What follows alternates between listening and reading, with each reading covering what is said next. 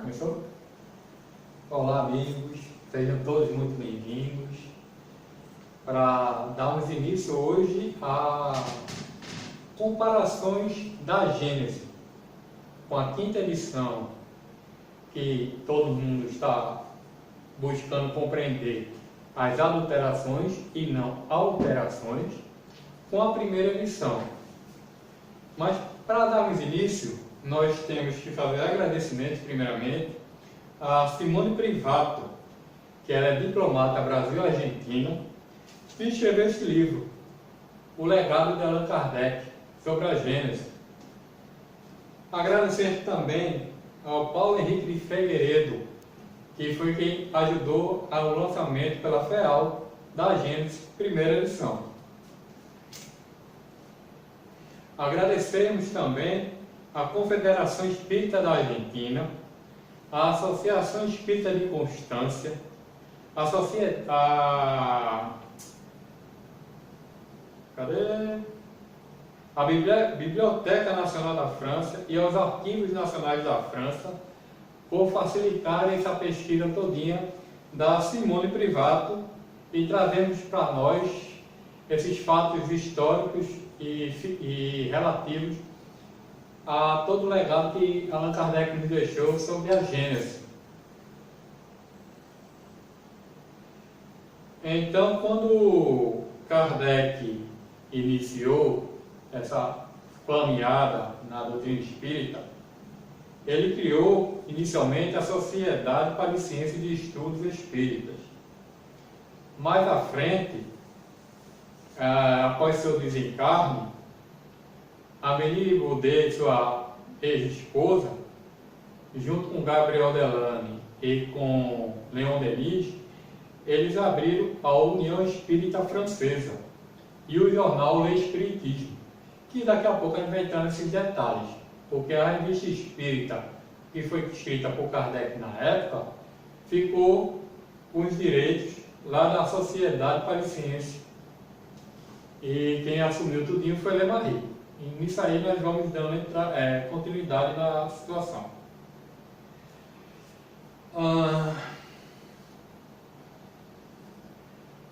O que acontece com essa questão da adulteração de Gênese, nós vamos encontrar detalhes interessantes.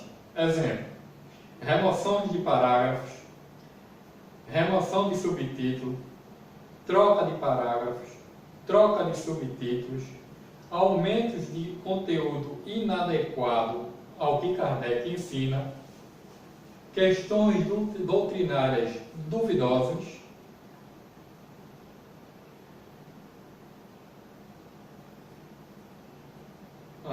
também nós podemos ver que Kardec, na sua época ainda encarnado, ele só publicou 4 edições de Gênese, e não 5.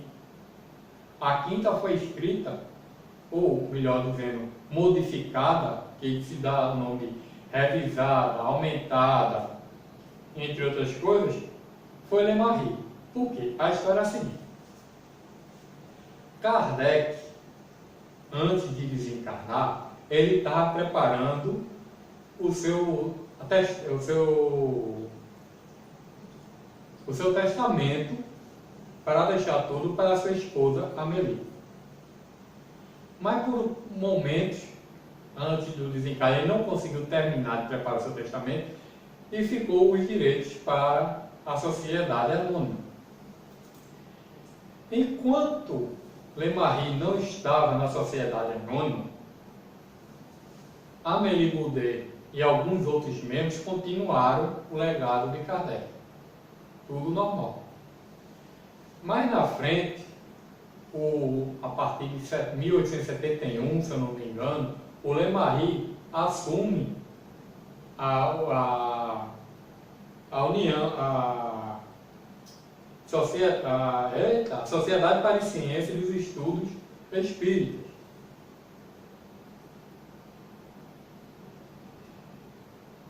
E Lemarie, ele era, no início, o secretário-gerente da Revista Espírita e um dos administradores da Sociedade Anônima.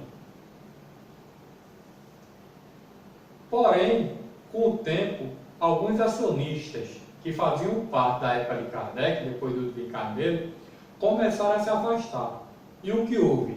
Houve que Lemarie teve direito dessas ações. Ele ficou com a maioria dessas ações. E aí a Amélie Goudet, a ex-esposa de Kardec, a viúva, ficou sem força nesse período. E aí justamente foi quando ela deixou e foi criar a outra sociedade, que é a União Espírita Francesa. E foram criados o jornal L'Espiritisme, junto com Gabriel Delany e com Leon Denis.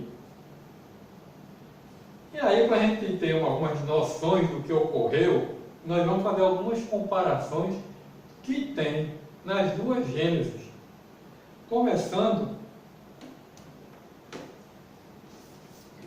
aqui pelo livro Legado de Kardec, nós vamos ver, eu sei que vocês não vão conseguir enxergar, mas aqui está a imagem do registro de 68, quando Kardec depositou a Gênese em vida, ele estava encarnado. Então isso aqui é uma prova que foi Kardec que criou a matriz e os clichês. O que são as matrizes e clichês? São onde fica armazenada todo o material do que vai ser impresso na gráfica. E aqui prova que em 68 foi Kardec. Mais uma aqui é a capa. Uma coisa que vocês veem nos livros de Kardec é que sempre na capa, contracapa, rosto, tem o ano de lançamento. Aqui você vê que tem o ano de 1868, e Kardec nos traz. Nós vemos também aqui, ó, o cadastro da Biblioteca Nacional da França. Aqui tem o ano de 1868, dizendo que foi Kardec que depositou.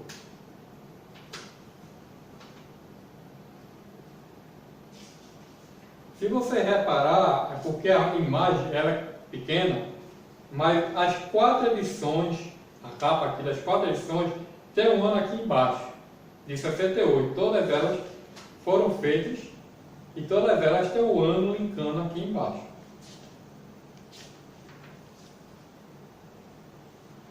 Coisa que na 5ª edição você não vai encontrar, porque não tinha o aviso, né? O Lemarie ele não botou, justamente para poder dizer que foi Kardec que tinha criado.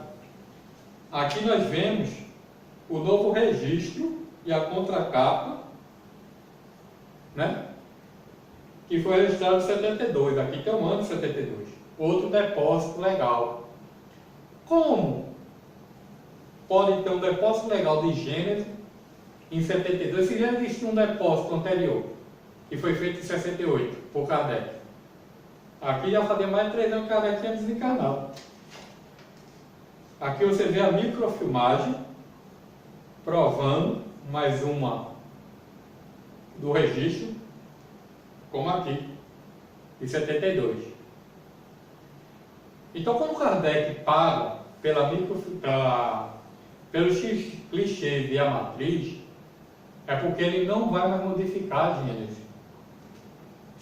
Isso é uma coisa real. E outra coisa, quando você faz o registro para fazer as impressões, é obrigado você fazer o depósito do primeiro livro, tanto na Biblioteca Nacional da França, como nos arquivos nacionais da França. Você tinha que deixar nessas duas localidades uma cópia lá registrada.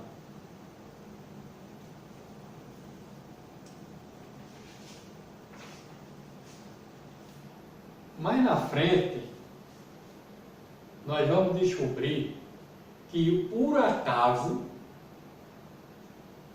Henri Sauce foi o biógrafo de Kardec na época. Então, ele estava passeando em algum lugar, não, lembro, não se descreve o local, pelo menos eu não encontrei nada por escrito, mas vamos botar como se estivesse numa cafeteria. Ele sentado e ele escuta um amigo do Lemarri comentando que Lemarri tinha modificado a Gênesis, tinha aumentado, revisado e corrigido.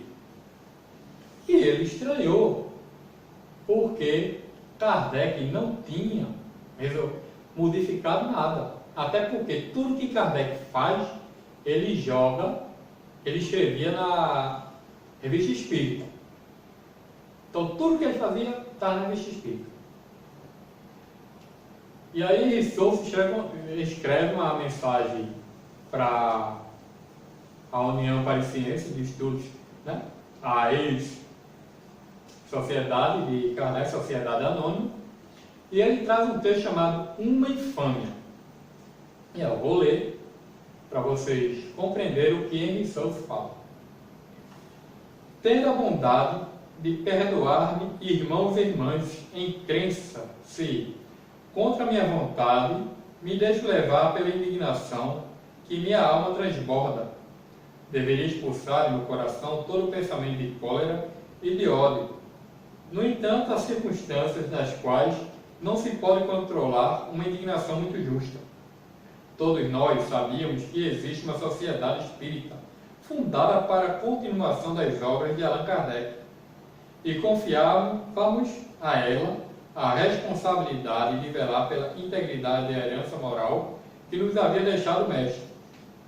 O que ignorávamos é que ao lado dela, talvez inclusive em sua sombra, se tenha organizado outra para a corrupção das obras fundamentais de nossa doutrina. E esta última não somente existe, mas prossegue talvez ainda em seu triste trabalho. Não sei se todas as obras de Allan Kardec foram maculadas por mãos sacrílegas, mas me dei conta de que há pelo menos uma, a Gênesis, que sofreu importantes mutilações.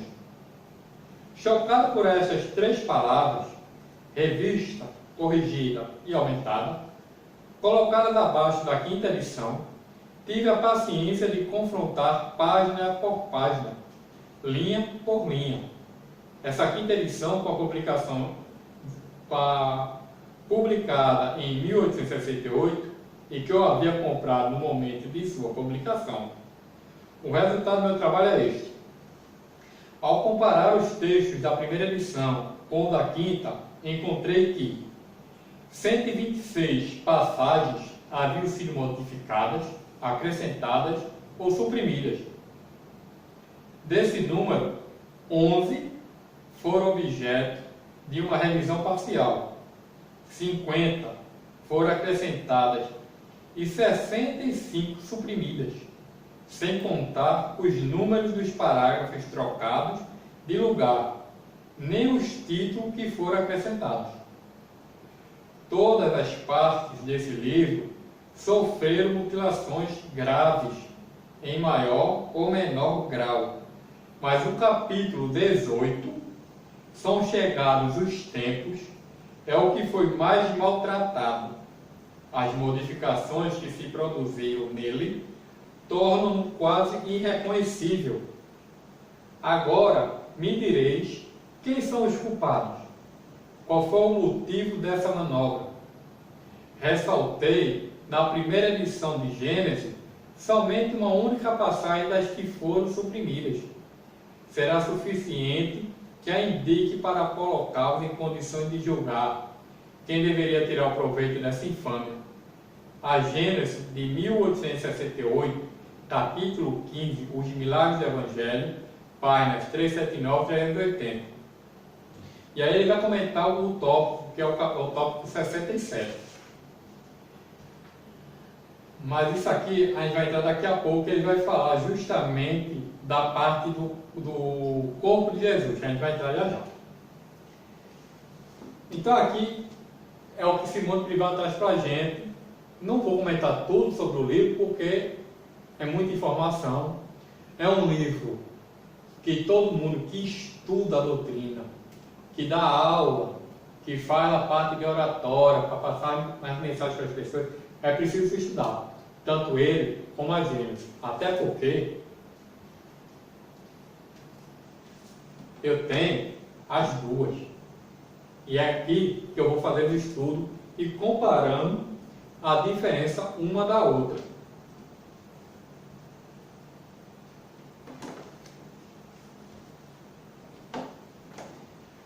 Continuando o nosso estudo, nós vamos entrar agora em Gênesis. No capítulo 10, Gênesis Orgânica, na quinta edição, que eu uso os livros da Federação, independente de qual editora vai estar a mesma coisa. Todas elas vão estar com essa modificação. Daqui a pouco eu vou explicar como você saber se a sua está certa ou não. Então, no capítulo 10, Gênesis Orgânica, na quinta edição, é o item 30, diz o seguinte: por aí, o materialismo pode ver que o espiritismo, longe de temer as descobertas da ciência e o seu positivismo, vai ao encontro deles e os provoca, porque está certo de que o princípio espiritual que tem existência própria, em nada pode com ela sofrer.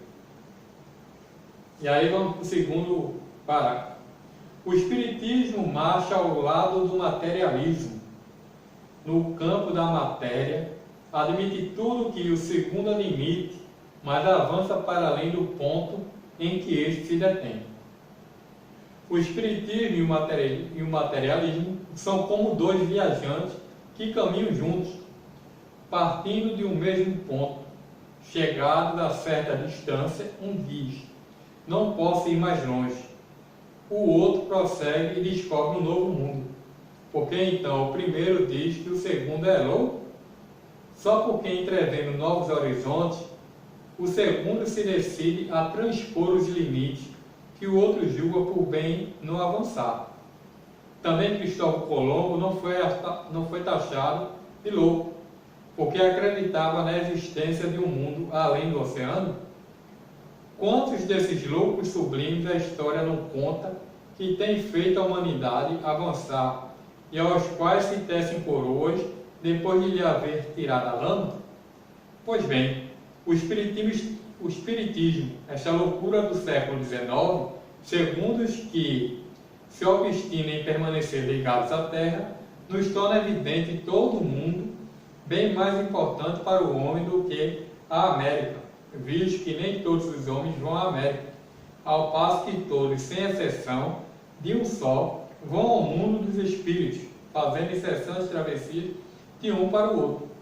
Chegados, portanto, ao ponto em que nos achamos com relação à Gênese, o materialismo se detém enquanto o espiritismo prossegue em suas pesquisas no domínio de Gênese espiritual. 1, 2, 3 parágrafos, está aqui. Tudo está verdinho, foi o que eu acabei de ler. Agora vamos na primeira edição, que a primeira edição eu confio.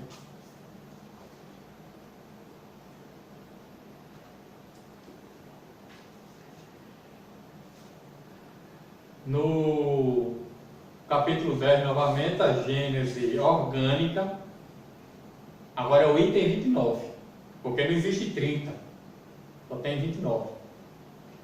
E só tem um parágrafo. O materialismo pode ver por aí que o espiritismo, longe de temer as descobertas da ciência e sua positividade, vai ao seu encontro e as provoca por ter a certeza de que o princípio espiritual que tem sua existência própria não pode sofrer nenhum prejuízo. Vou ler de novo o quinto. Mas eu não vou ler o primeiro parágrafo, porque o primeiro parágrafo da quinta edição está igual. O resto está errado. Mas um detalhe. Vamos ler. Só esse trecho aqui. Estou de novo, né? O espiritismo marcha lado ao lado do materialismo no campo da matéria, admite tudo que o segundo admite, mas avança para além do ponto em que este se detém. Isso está certo? Kardec fala isso? Vamos para o Livro dos Espíritos?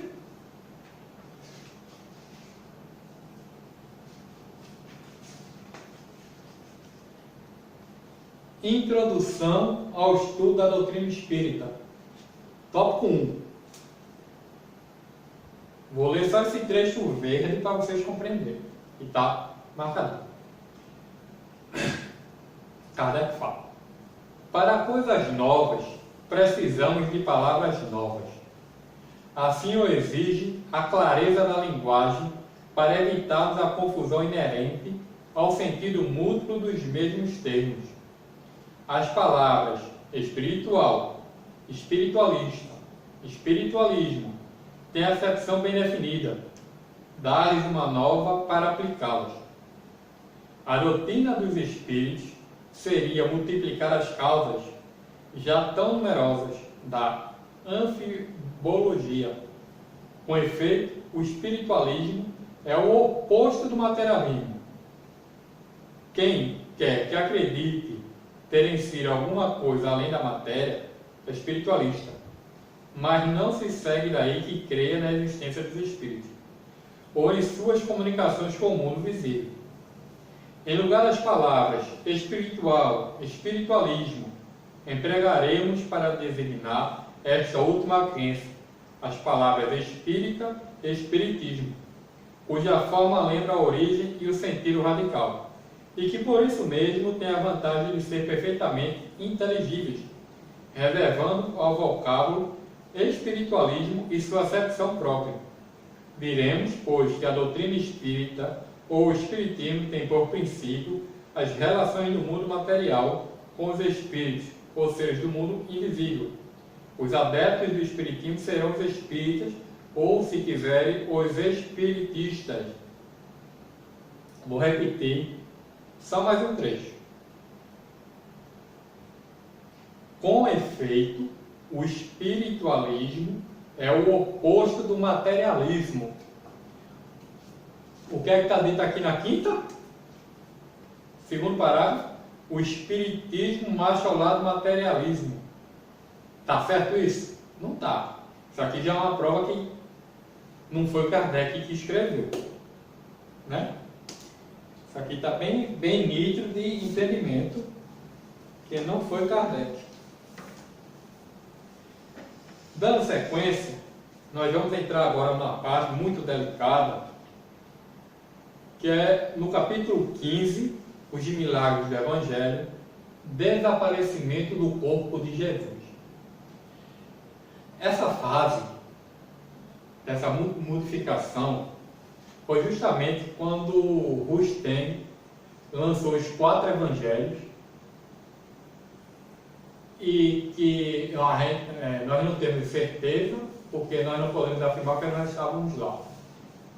Se Lemarie queria ajudar Rustem, ou o que foi que aconteceu, porque na época Rustem estava com problemas financeiros, assim como Lemarie, e de repente ele começou a melhorar um pouco financeiramente.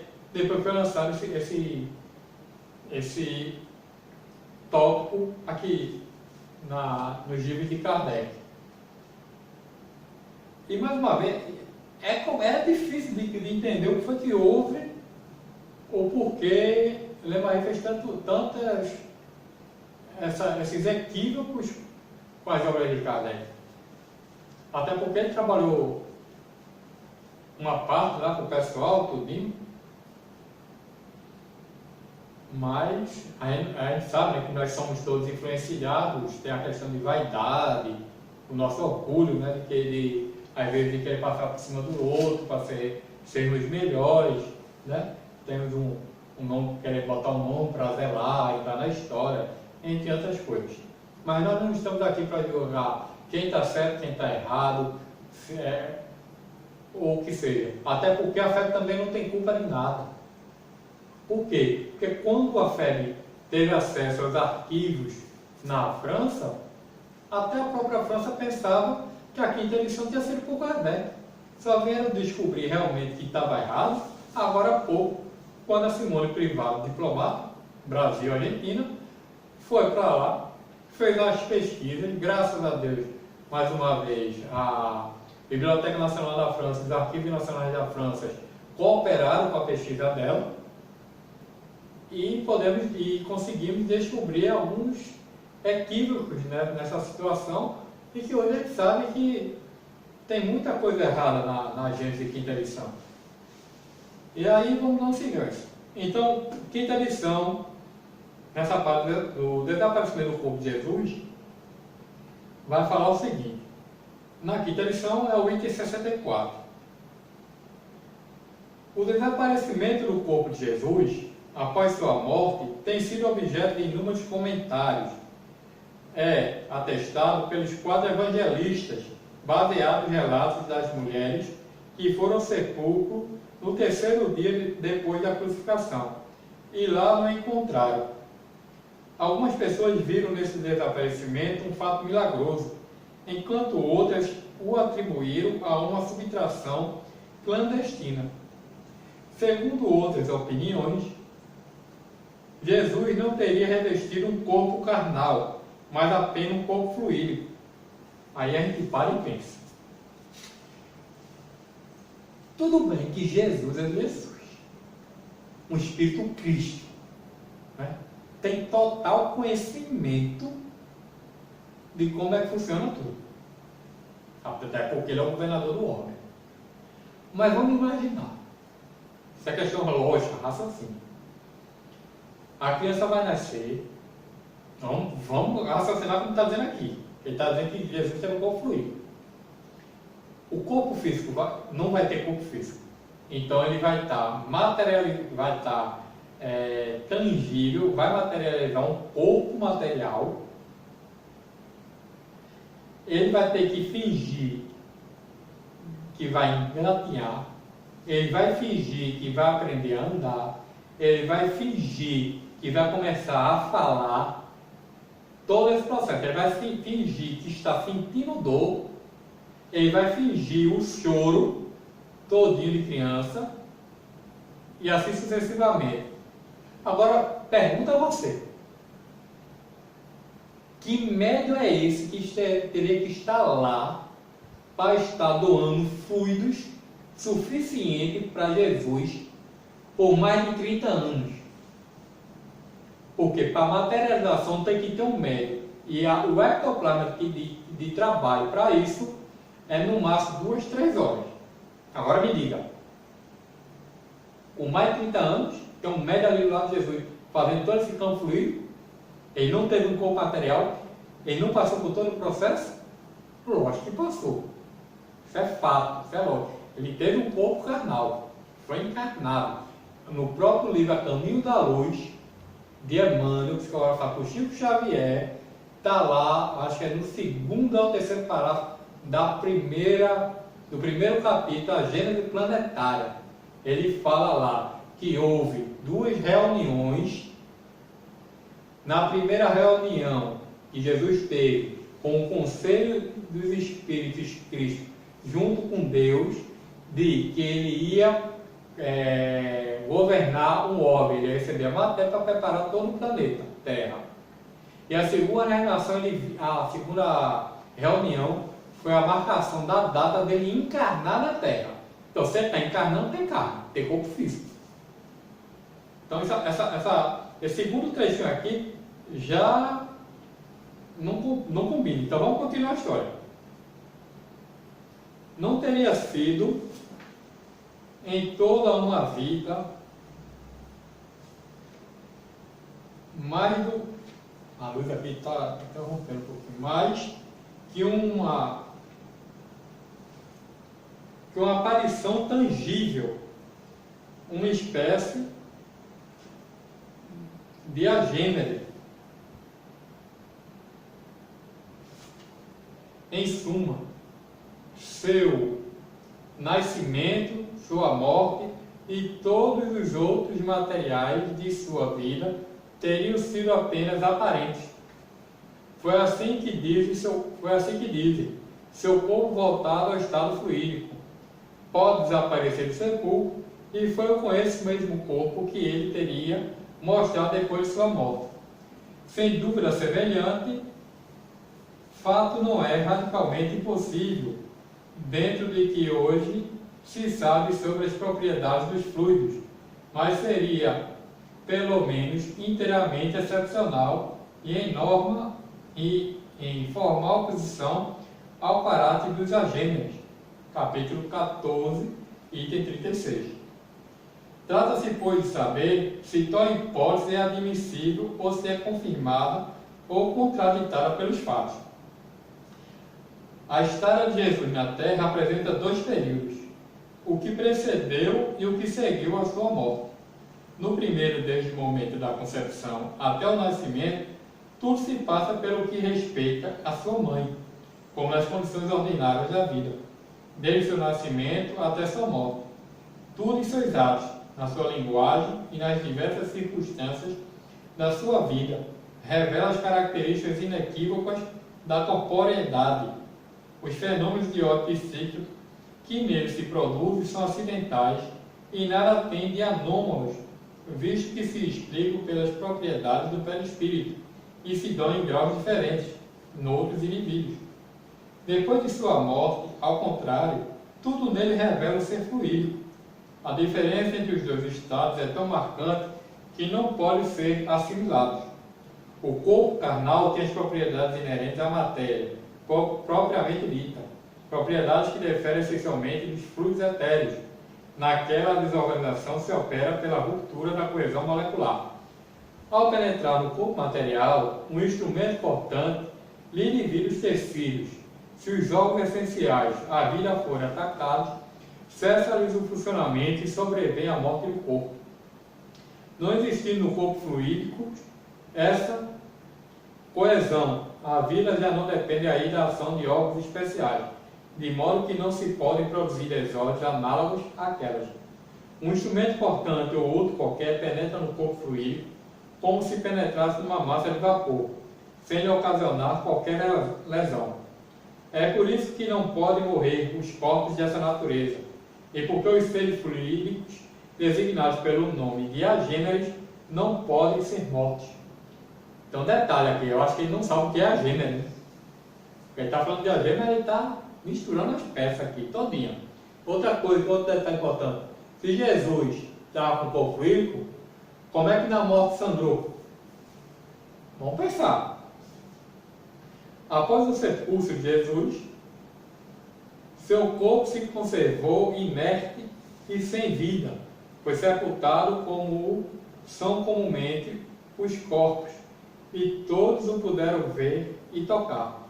Após a sua ressurreição, quando quis deixar a terra, não morreu de novo. Seu corpo se elevou, desvaneceu e desapareceu, sem deixar qualquer vestígio. Prova evidente de que aquele corpo era de natureza diversa, dado que pereceu na cruz. Deve-se, pois, concluir que, se foi possível que Jesus morresse, é que ele tinha um corpo carnal. Em virtude de suas propriedades materiais, o corpo carnal excede as sensações e das dores físicas que repercutem no centro sensitivo ou espírito. Não é o corpo quem sofre, mas o espírito que recebe contragolpe das lesões ou alterações de tecidos orgânicos. Num corpo privado de espírito, a sensação é absolutamente nula. Pela mesma razão, o espírito que não tem corpo material não pode experimentar os sofrimentos que resultam da alteração da matéria, devendo-se igualmente concluir que Jesus sofreu materialmente, como ninguém pode duvidar, e que ele tinha um corpo material de natureza semelhante ao de todas as pessoas. E aí ele vai seguindo todo o processo. Aí a gente vai ler aqui só o finzinho, que é o 67, para não demorar muito. Essa ideia sobre a natureza do corpo de Jesus não é nova. No quarto século, Apolinário de Laodiceia, chefe da seita dos apolinaristas, pretendia que Jesus não tomara um corpo como o nosso, mas um corpo impassível, que descerra do céu ao seio da Santa Virgem, e que não nascera dela, que assim Jesus não havia nascido, nem sofrido, nem morrido, senão em aparência. Os apolinaristas foram anatematizados no Concílio de Alexandria, em 360, no de Roma, em 374, e no de Constantinopla, em 381. Aí está lá nos docetas do grego, aparece lá. E aí nós vamos ver aqui, na Gênesis,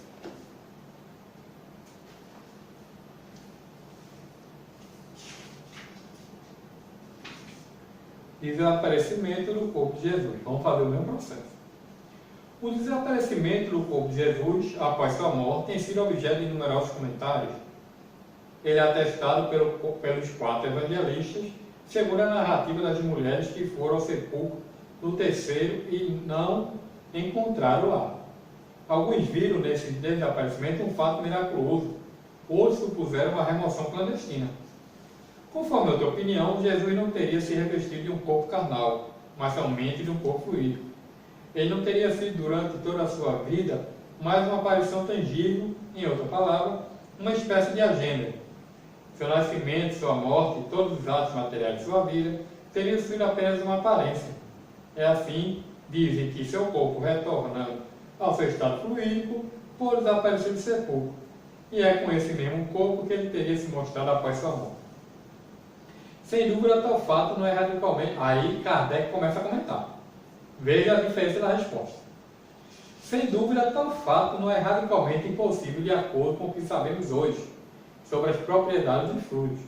Porém, seria ao menos completamente excepcional e em oposição inequívoca com as características dos agêneres, capítulo tal, número 36.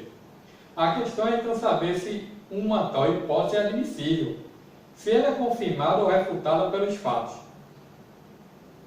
Continuando Kardec, veja a diferença de texto, o contexto.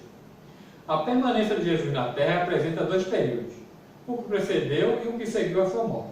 No primeiro, após o momento da concepção até o nascimento, tudo se passa com sua mãe nas condições comuns da vida. Após o nascimento até sua morte, tudo em seus atos, em sua linguagem e nas diversas circunstâncias de sua vida, apresenta as características inequívocas da corporeidade. Então, ele está dizendo que aqui está um pouco material.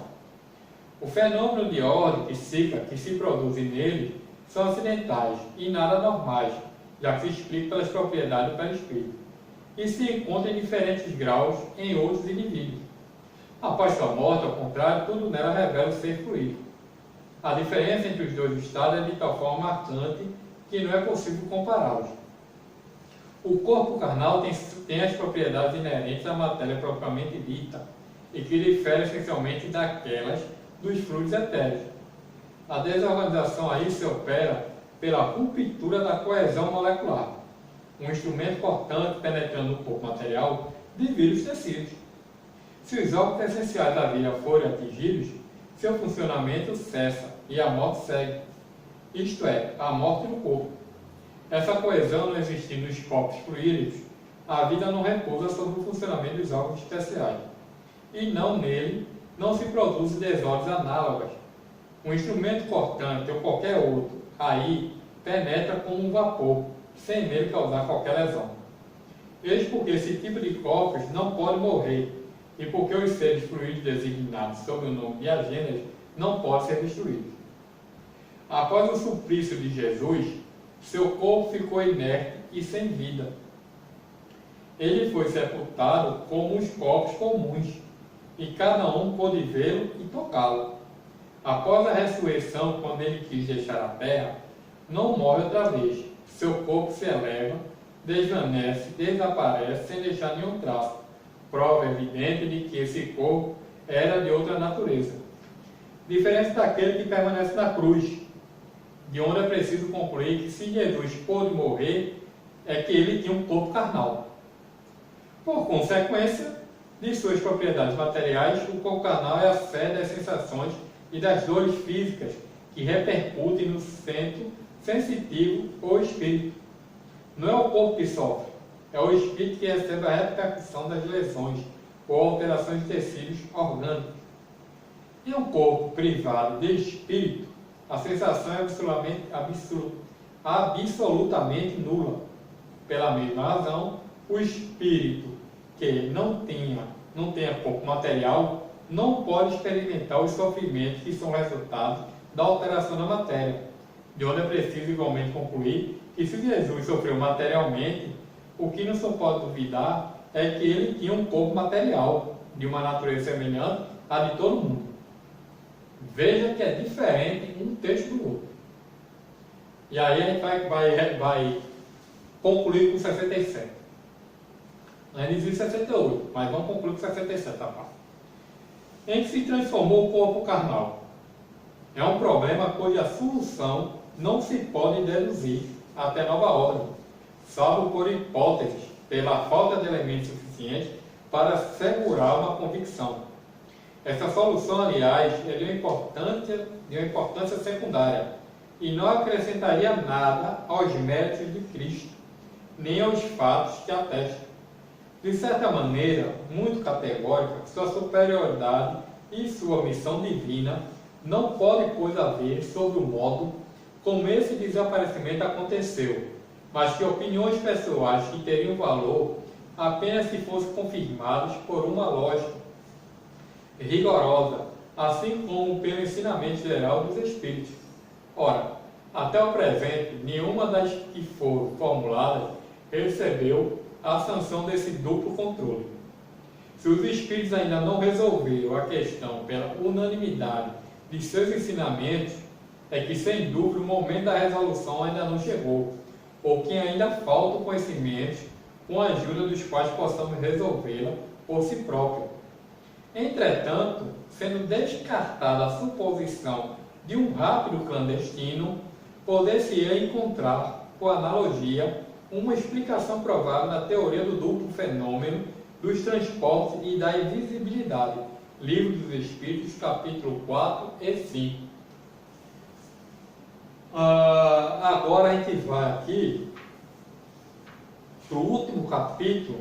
Deixa eu pegar a quinta edição, a gente começa pela quinta e conclui com a primeira edição. Então aqui nós vamos no capítulo 18.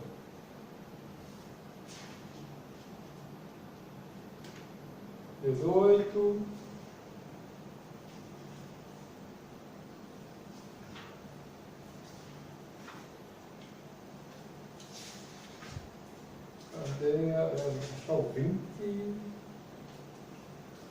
Ah, tá, porque eu estou com a quinta. Deixa eu ver aqui.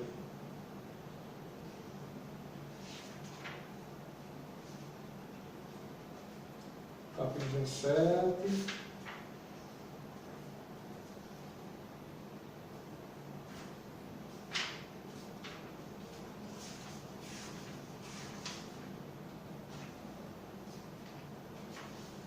É isso mesmo. Então, no capítulo 18, os tempos são chegados. O item 20, nós temos 1, 2, 3 parágrafos. Está aqui, 20. Então, diz o seguinte: semelhante estado de coisas pressupõe uma mudança radical do sentimento das massas, um progresso geral que não se podia realizar se não fora do círculo das ideias acanhadas e corriqueiras que fomentam o egoísmo.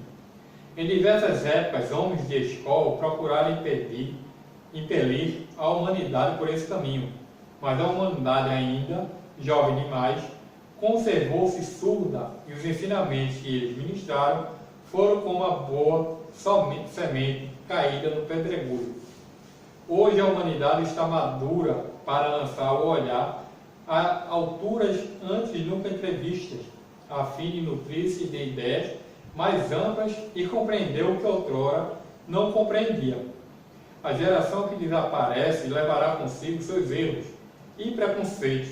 A geração que surge, retemperada em fonte mais pura, imbuída de ideias mais saudáveis, imprimirá ao mundo o movimento ascensional no sentido do progresso moral que assinalaram a nova fase da evolução da humanidade. Acabou aqui o que a gente da quinta edição fala. Agora nós vamos para a primeira. 17.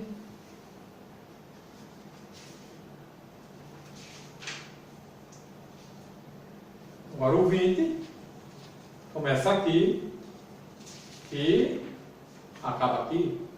São 7 parágrafos.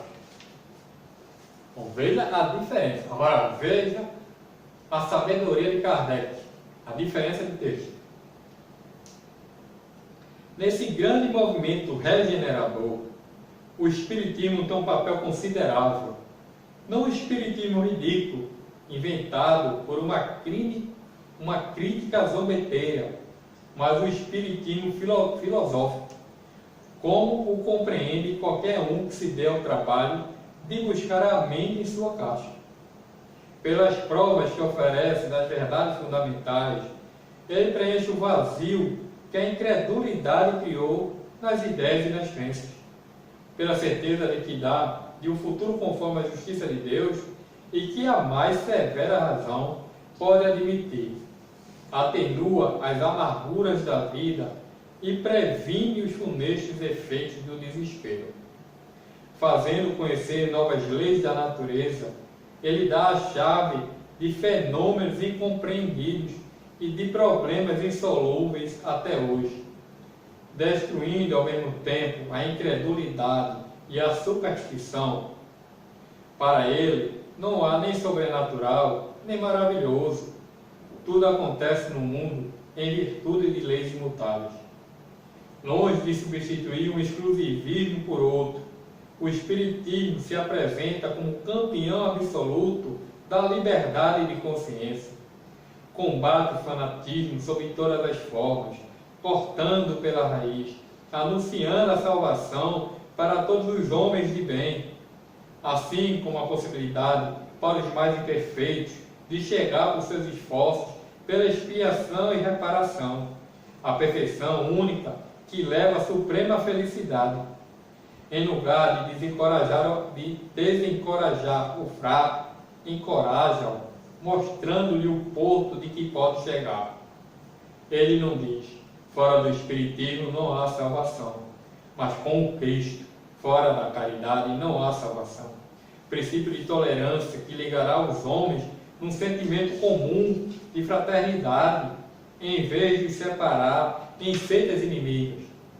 Por esse outro princípio, não há fé inquebrantável, senão aquela que pode olhar a razão face a face em todas as épocas da humanidade.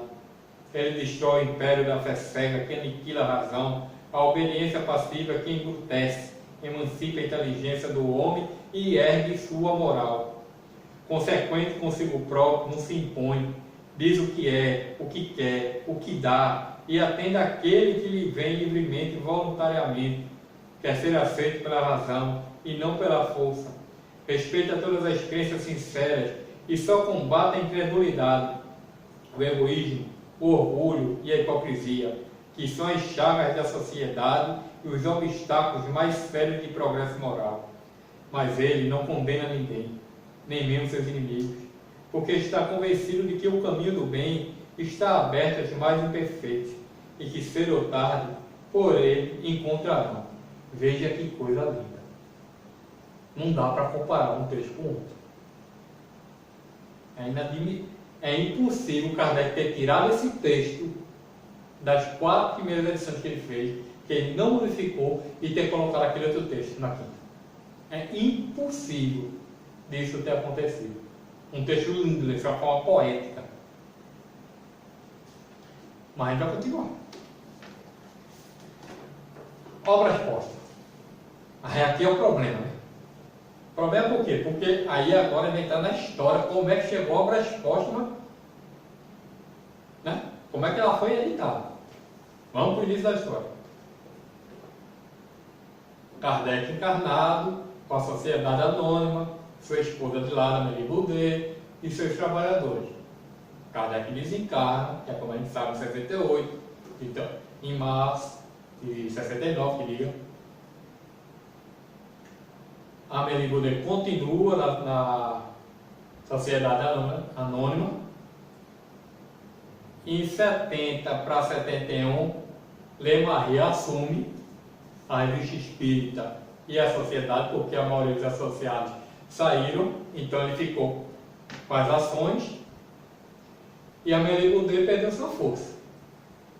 que é que aconteceu? A Amélie deixa a sociedade, vai criar a União Espírita com Leon Denis e com Gabriel Delany.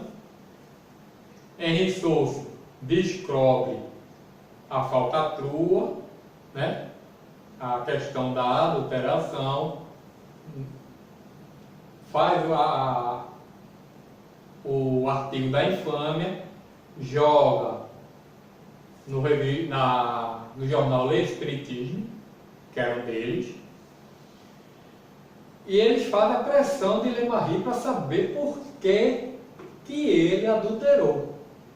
Mas aí vamos lembrar, a França passava pelas turbulências. Era a guerra com a Prússia, que futuramente ia virar a Alemanha, eram as guerreiras internas, a Revolução Francesa, blá, blá, blá. Todo aquele processo que nós conhecemos na França. Então, nesse interim, passou-se muitos anos. Só foi descoberto essa alteração em 1883, ou foi 84. A Amélie Boudet já estava ou ela já tinha desencarnado, ou ela estava próxima de desencarnar, não estou lembrando agora direito. A gente tem que dar uma pesquisada ali. Mas ou ela tinha desencarnado já, ou ela estava perto do desencarne. Diferença de um ano, 83, 84, nessa faixa. E aí, quando o Henri Souza avisa ao Gabriel Delany e ao Leon Denis da adulteração, eles deram pressão em Le Marie. Aí Le Marie chegou e falou: não, eu tenho os manuscritos ainda de Kardec, eu vou fazer obras póstumas de Kardec, para vocês verem que não tem nada de errado. Só que quando o Le Marie assume a Sociedade Anônima, ele queima vários documentos de Kardec. Mas ele diz que eram coisas que não eram importantes. Aí não sabe. Outro detalhe que a gente também que tem a prova no livro do Legado de Kardec é que as matrizes originais de Kardec sumiram. Ninguém sabe como foi dado o fim, porque elas foram retiradas da gráfica. Eu não lembro agora o ano direito, mas tem no livro, porque vocês compraram o livro e lerem da Simone Tribal, vocês vão ter todas essas informações. Então, Le Marie fez obras póstumas, tanto que se você abrir o livro, cadê aqui? Tem um lugarzinho aqui que tem o nome do Le Marie. Tem um lugarzinho aqui que tem o nome do Le Marie, eu não estou achando agora. Tá aqui. Aqui embaixo, na contracapa. Tem a assinatura de Allan Kardec e aqui embaixo dizendo que é de Le Marie, organizado por P.G. Le Marie. Mas tem um pequeno detalhe muito importante. Na segunda parte de obras póstumas, extrato extenso do livro As Previsões Relativas ao Espiritismo, da parte minha nova obra sobre a Gênese, acontecimentos e meus trabalhos pessoais, são os últimos tópicos aqui embaixo, que começa na página 291 desta versão de obras póstumas, que é por Evandro Noleto. Ele modificou. Como sabemos que foi modificado? Está tudo na Revista Espírita. A gente vai fazer a leitura do que está em obras póstumas e vamos fazer a leitura na Revista Espírita. Isso é tudo baseado na Revista Espírita 68, de janeiro, fevereiro e março. É o único lugar que fala de Gênesis. Diz até março. Mais na frente, eu não encontrei mais nada, nem na de 69, falando de Gênesis. Se alguém achar, por favor, me avise, mas eu não achei. Então ele diz o seguinte, na página 291, minha nova obra sobre a Gênesis. Já fica estranho, até pelo título, minha nova, como se ele está dizendo, eu fiz uma nova Gênesis. E aqui aí vem dizendo assim, sessão íntima com Médio Senhor D. Comunicação espontânea. Cego, 9 de setembro de 67. Primeiro, duas palavras sobre a obra em preparo. Conforme já dissemos tantas vezes, urge pô-la em execução sem demora e apressa-lhe a publicação o mais rápido possível. É preciso que a primeira impressão já se tenha produzido nos espíritos, quando está lá o conflito europeu. Se ela tardasse, os acontecimentos brutais poderiam desviar a atenção das obras puramente filosóficas. E como essa obra está fadada a desempenhar um papel na elaboração em curso, torna-se necessário que ela seja apresentada em tempo oportuno. Entretanto, nem por isso deverás restringir os desenvolvimentos. Deves dar-lhe toda a amplitude desejada. Cada uma das suas menores partes tem peso na balança da ação. E numa época tão decisiva como esta, nada se deve desprezar, quer na ordem material, quer na ordem moral. Pessoalmente, estou satisfeito com o trabalho, mas minha opinião é de pouca valia, levando-se em conta a satisfação daqueles a quem ela transformará. O que sobretudo me alegra são as consequências que produzirá sobre as massas, tanto no espaço quanto na Terra. Pergunta: se nenhum contratempo sobreviver, a obra poderá aparecer em dezembro. Prevês obstáculo? Resposta: não prevês dificuldades intransponíveis. A tua saúde seria a principal. E é por isso que te aconselhamos incessantemente que não te descuides dela. Quanto a obstáculos exteriores, nenhum precinto de natureza séria. Dr. D. Aí vem a parte sobre a Gênese. Comunicação particular, Médio Senhor D, 22 de fevereiro de 68. Em seguida, uma comunicação em que o Dr. Demeu me deu conselhos muito sábios sobre modificações a serem feitas no livro A Gênese, para a sua reimpressão, da qual ele me exortava a cuidar sem demora. Eu lhe disse: a venda até aqui tão rápida, sem dúvida esfriará. Foi um efeito do primeiro momento. Creio que a quarta e a quinta edições custarão mais a esgotar-se. Todavia, como é preciso certo tempo para a revisão e a reimpressão, convém que eu não esteja desprevenido. Poderia dizer-me de quanto tempo mais ou menos disponho para tratar disso? Resposta: é um trabalho sério essa revisão, e eu te aconselho que não tardas muito a começá-lo. Será melhor que o tenhas pronto antecipadamente do que ficar à tua espera. Contudo, não te apresses muito. Apesar da aparente contradição das minhas palavras, tu, por certo, me compreendes. Põe-te desde que já a trabalhar, porém, não lhe consagres excessivo tempo. Faz-o com o devido vagar. As ideias se te apresentarão mais claras e o teu corpo lucrará fatigando-se menos. Deves, entretanto, contar com o esgotamento rápido dos volumes. Quando nós te dizemos que esse livro seria um grande êxito entre os que tens tido, referíamos simultaneamente a um sucesso filosófico e material. Como vês, eram justas as nossas previsões. Convém estejais pronto para qualquer momento. As coisas se passarão com maior rapidez do que supões. Observação: numa comunicação de 18 de dezembro de 67, fora dito: será certamente um grande êxito entre os teus êxitos.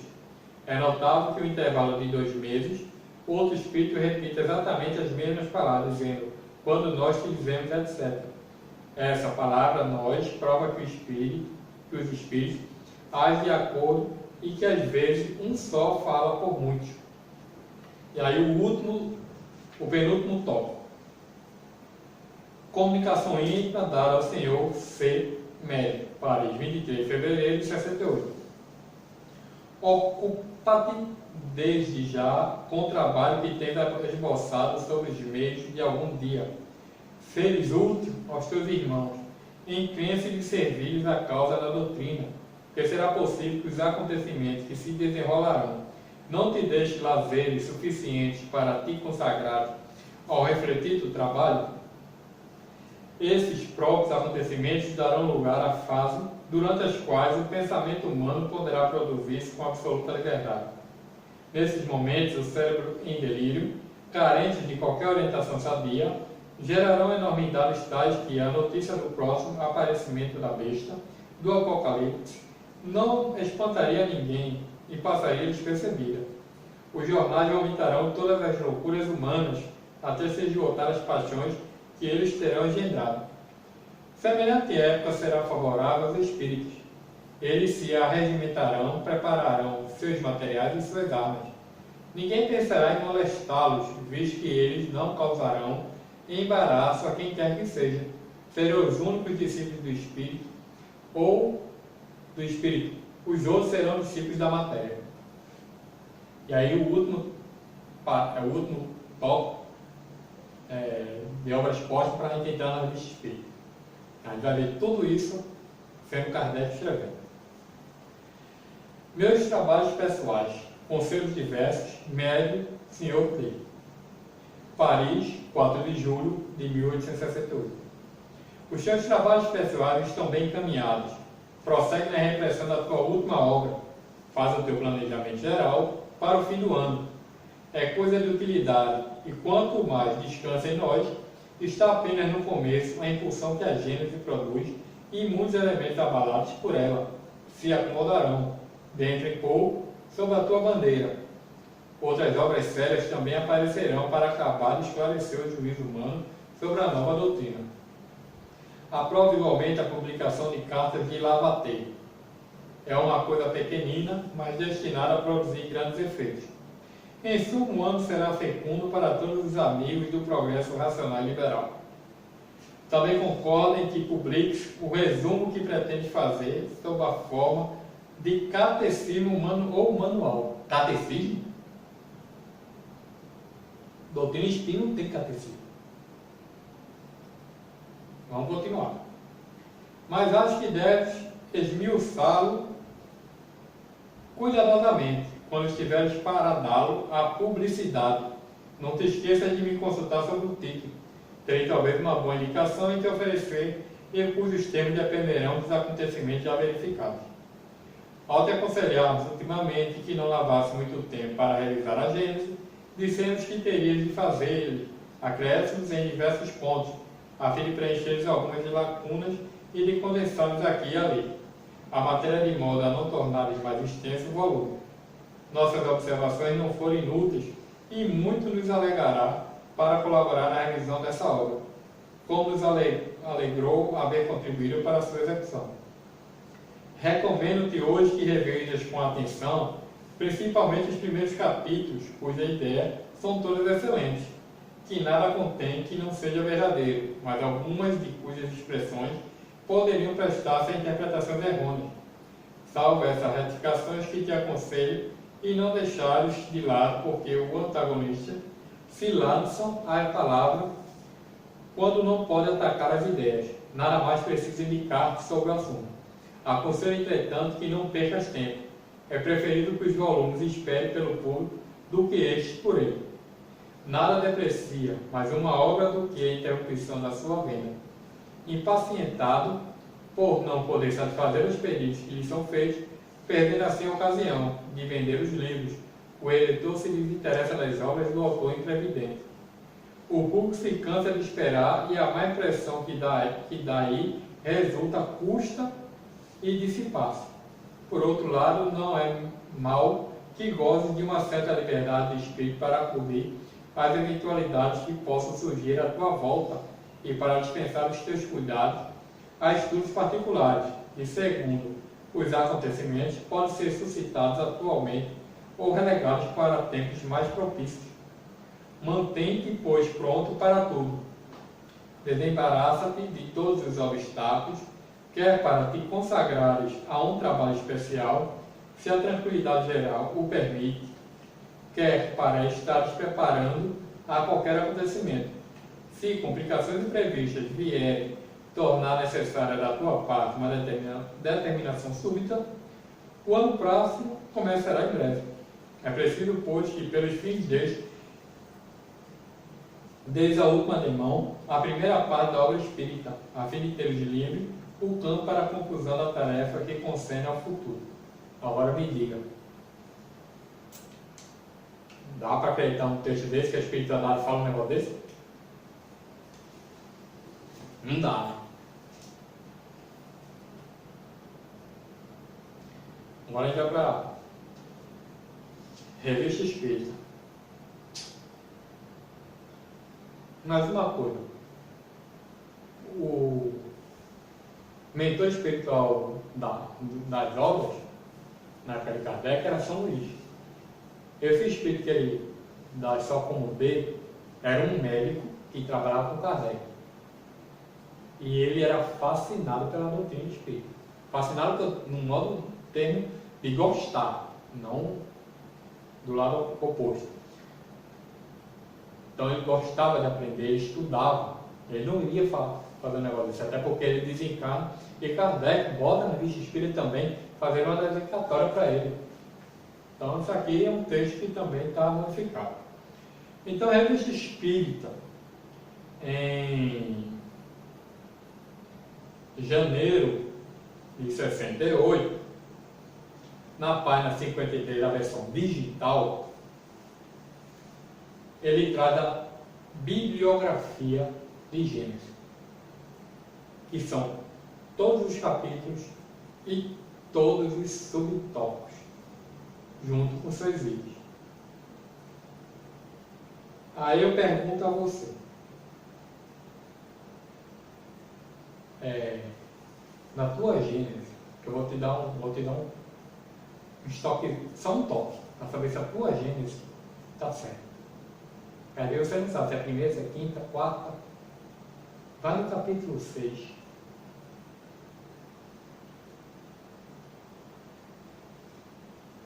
Uronografia geral. Vê lá se tu tem um subtítulo chamado A Ciência. Porque se tu não tem esse subtítulo chamado A Ciência, a sua é a quinta, que a maioria das pessoas tem. Mas se a sua tem a ciência, fica tranquilo que tu está fazendo certo. Tu está com a gente que realmente Kardec escreveu. Então, para darmos continuidade aqui, na Revista Espírita, esse primeiro tópico é justamente todo o contexto do sumário. Ou seja, Kardec não posta em mais nenhum lugar da Gênesis um sumário novo de adulteração. E não é nem adulteração, que aí no caso ele como autor é a alteração. Ele não posta em lugar nenhum, mas na Revista Espírita, a alteração do sumário. Se ele não alterou, se ele não revisou, né? E aí, nós vamos continuar na Revista Espírita. Cadê tu?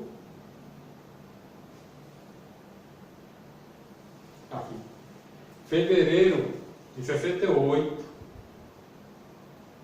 página 90. Aí tem aqui. Aplicação da obra Gênesis. Paris, 18 de dezembro de 67. O Médio Senhor, que é justamente o D.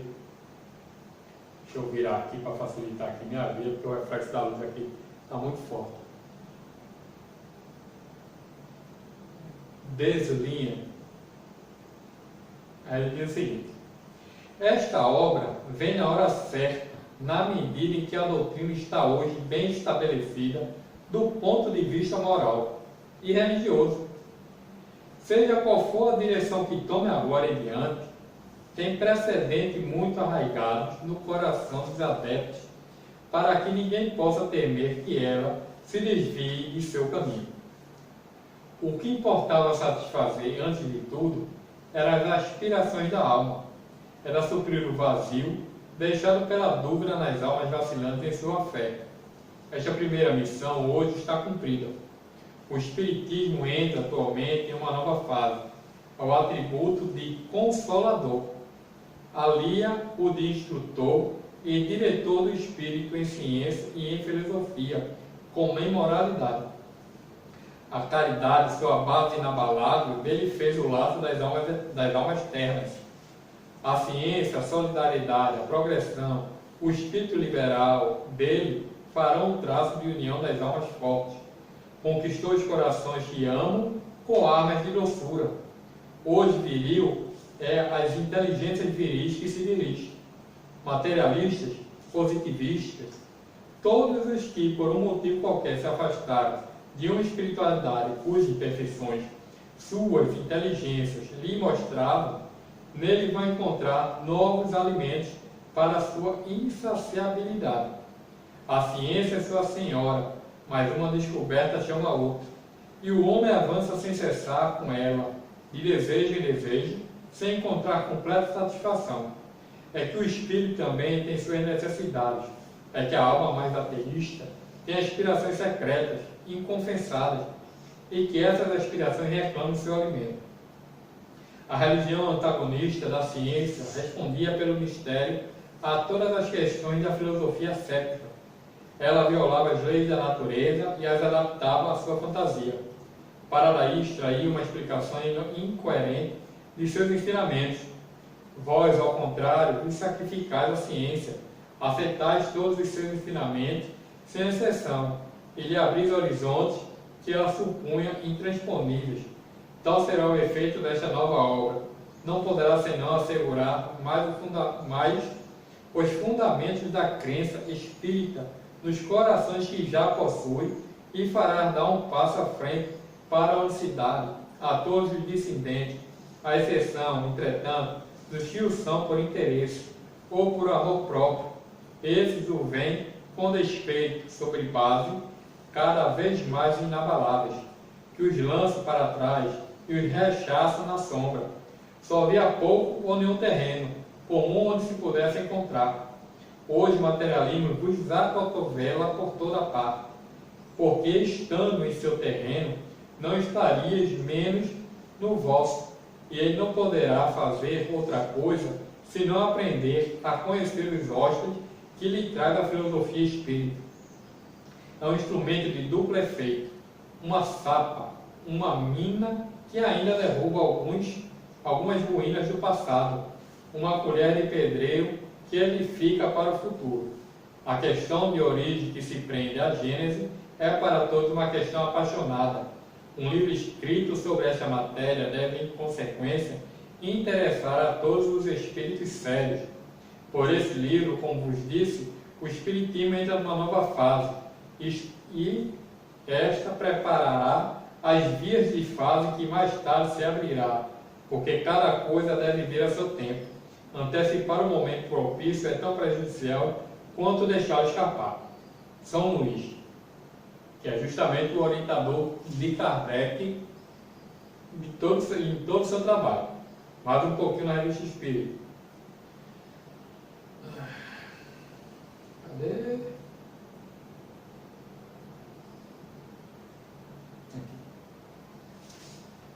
Fevereiro de 68 ainda, tem um relato aqui chamado Segunda Edição de A Gênese.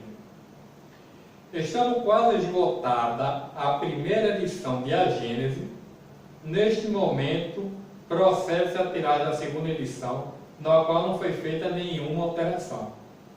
Nota: pela tarifa indicada no número de janeiro para as despesas postais dessa obra, para o estrangeiro, as da Suíça foram por equívoco elevadas em R$1, conforme a antiga tarifa. Hoje não passam de 60 centavos. Mais um trecho falando de Gênese.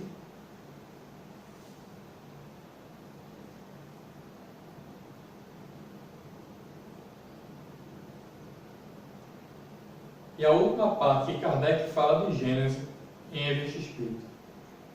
Terceira edição de A Gênese. Está em março de 68.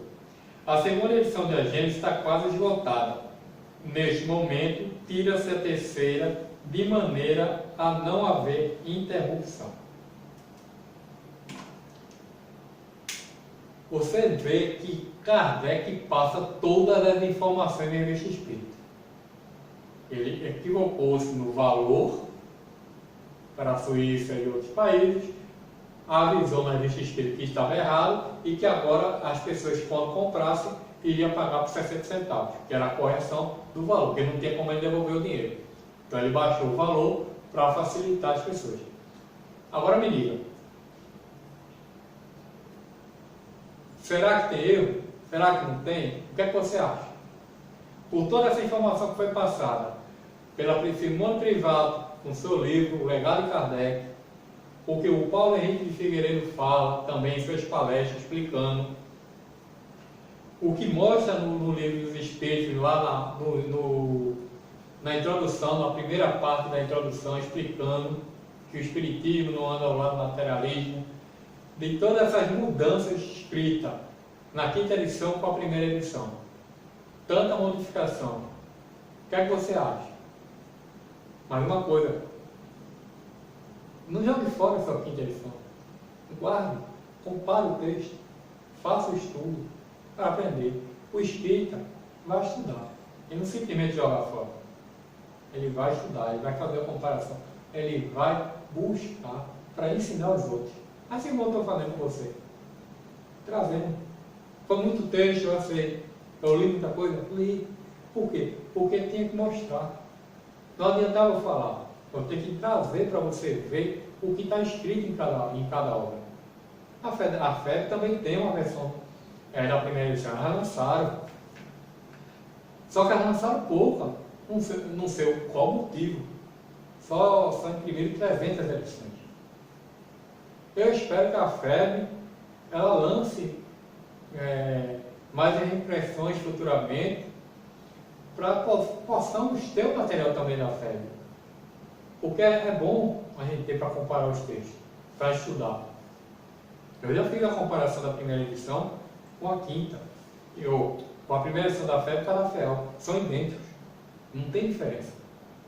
Até porque um dos meus amigos e estudiosos da doutrina também, o Rafael, ele comprou a primeira edição para a gente fazer toda essa comparação. A primeira edição da FEB com a primeira edição da FEL, junto com a quinta edição da FEB, junto com a quinta edição da IDE, com todas elas, fazendo as comparações, porque a gente tem que fazer esse estudo, para realmente ver se está ou não com modificações.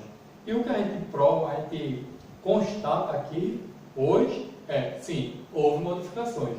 Porque houve, porque o Lemarie fez, ou quem foi que fez, a gente não tem como saber, pelo menos até hoje. A gente não sabe porque o Lemarie queimou documentos que foram de Kardec. Nós não sabemos, não temos como saber. Até porque, até períodos que ele ficou encarnado, ele não deu satisfação a ninguém. Ninguém anotou nada, pelo menos até o momento. Ninguém tem nenhum manuscrito, algo escrito, sabendo o porquê Lemarie fez essas coisas. Ninguém sabe. Mas fica aí a dica. Vale a pena. Compre o livro, faça a comparação e aprenda a ler Kardec. Porque Espiritismo não anda com materialismo. Nós somos o oposto do materialismo. Nós estamos aprendendo a nos aperfeiçoarmos e a nos desligarmos dessa questão material, porque sabemos que nossa vida é lá no lado espiritual. E para a gente fechar, lembre-se daquela frasezinha linda e maravilhosa: espíritas, amai-vos, é o primeiro mandamento. Instruí-vos é o segundo. Muito obrigado.